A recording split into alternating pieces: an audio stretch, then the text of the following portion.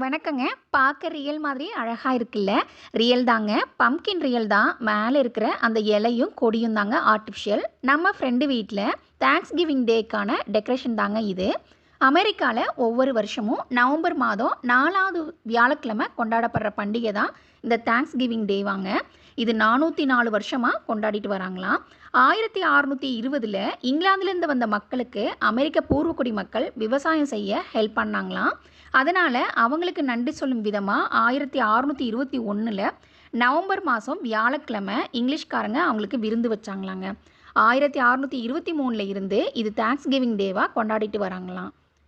இப்போ 2025ல் நம்ம friend thanks giving party வச்சுருந்தாங்க. அதில் அவங்க விதவிதமாக சமைச்சு சூப்பராக பண்ணியிருந்தாங்க.